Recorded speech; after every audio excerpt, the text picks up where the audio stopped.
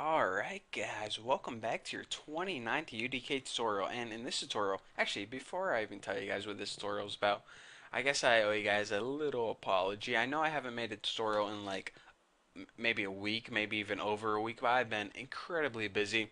Some guys sent me 200 tutorials in the mail, and I had to upload those to my YouTube channel and also my website, and that takes a whole lot of time. So, anyways, don't hate me for that because I've been super busy working my butt off just so I could have time to make these tutorials. But anyways, there's my excuse. Now, on with the tutorials. So, like I said, this tutorial is your first lesson in static meshes. Now, for now, just think of a static mesh as a 3D model. And I know a lot of you hardcore guys are saying, but a 3D model isn't exactly a static mesh because it can be yada yada yada. Well, technically they're not the same thing, but for the sake of this tutorial, just assume a static mesh is basically a 3D model. So basically, whenever we're going to be creating our own static meshes in like 3ds Max or Maya or Blender, we're going to be creating models like guns and cars and chairs, houses, weapons, trees, all that stuff. But for now, I didn't teach you guys how to use those programs yet, so we're stuck with working with the built-in static meshes that came with the UDK. So just like materials and textures, the UDK, whenever you download it, came with a bunch of static meshes. And as you can see, these are basically just 3D models of, what's this, lily pads and columns and, whatever the heck this thing is, leaves. So it comes with a bunch of 3D models that we can use. So let's go ahead and I might as well say this. I usually try to plan out my tutorials or at least think of what I'm going to talk about before I make a tutorial. But in this case, I just decided to kind of wing it. So if this tutorial is kind of bad, it's because I haven't really planned out what I'm going to build yet. So let's go ahead and like build a simple house or a castle or something. So the very first thing we need is a floor. So go ahead and type in floor, and by the way, make sure you have static meshes checked right here, and a bunch of floor 3D models are going to pop up. So go ahead and find anything you like. You might not want to copy me because, like I said, I'm going to kind of wing this one. But like I like this floor right here. So in order to add a static mesh to your level, just go ahead and grab it, pull it out, and drop it right in your level. How easy is that?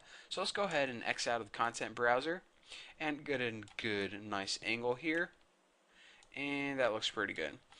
However, I'm going to be building a kind of big level probably. So the first thing I want to do is scale this static mesh. Now, in order to scale the static mesh, we could go up here to scale or non-uniform scaling, but the easier way is just to select it. And down here, I don't even know if I told you this, but this is your scaling form on the bottom. This first form right here is for uniform scaling. If you want to scale the entire thing on the same scale basically. So I'm going to go ahead and change this to 2.0, which means I'm going to double its size. Now before I go on, you can see that this 3D model just doubled in size. So let me talk to you guys about these other forms right here. I don't even know if I told you guys about this already, but if not, well, if I did, I'm just going to cover it again. This first one is the X, the second one is the Y, and the third one is the Z. So if you switch over local coordinates, if you like what scale this one by 3, you would see that the Y direction, which is the green, scaled by 3. So let's change that back to 1 to get it back to normal, and we'll just leave this to make it twice its average size. So now what I want to do is, let me think of something I want to build. Alright, I got a little idea in mind. So let me go in my top view. I'm going to scroll out a little bit. And what I'm going to be doing is copying this by holding Alt and dragging. And let me get a better view in my perspective. Not good enough yet, and there we go. So let me go ahead and alt drag this a couple more times until I get it just right where I want it. And there we go. So what I'm going to be doing is I'm going to be building a little platform, and now if I hold Control and Alt, I can select them all. And now I'm going to be dragging this over just a tidbit right about there.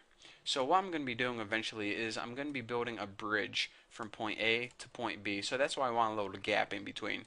But for now, let's say this is like the starting point for the player, and this is where like the castle is going to be. So we probably want to do this.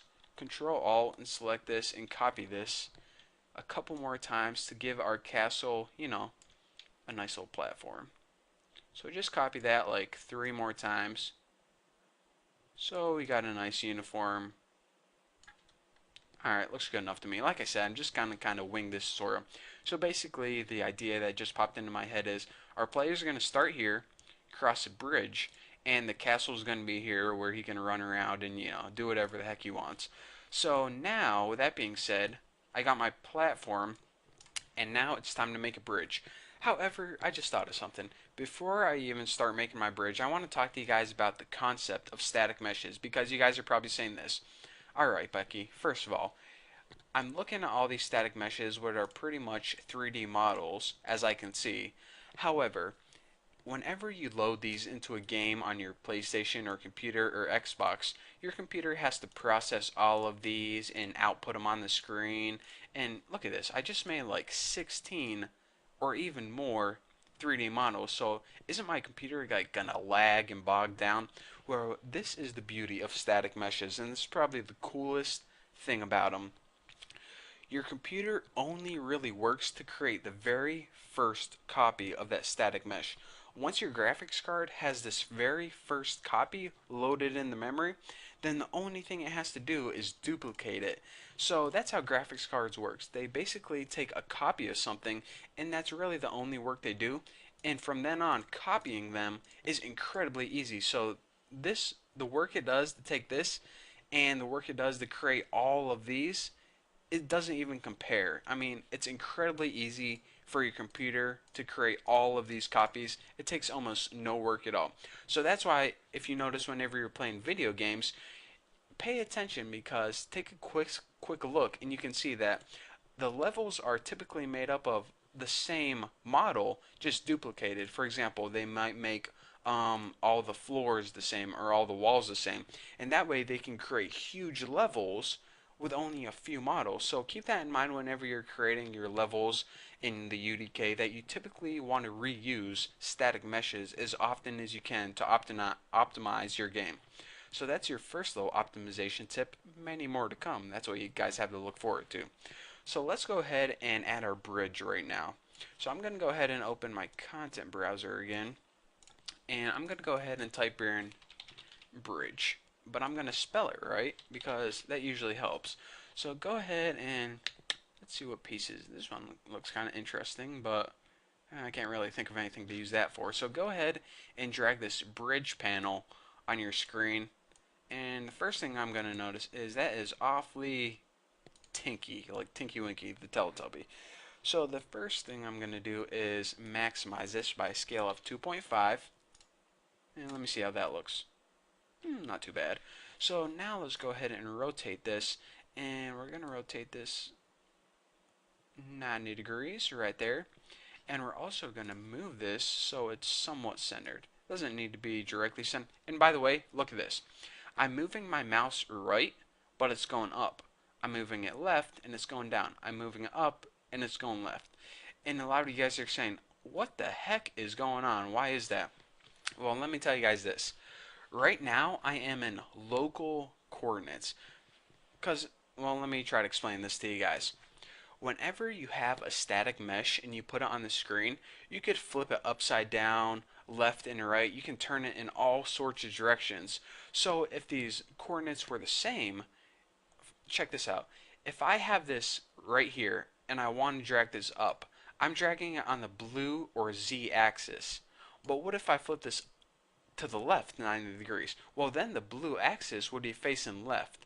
So that's why whenever we're working in local coordinates, the coordinates change, because depending on which way you're turning your static mesh, the coordinates are going to change with it as well.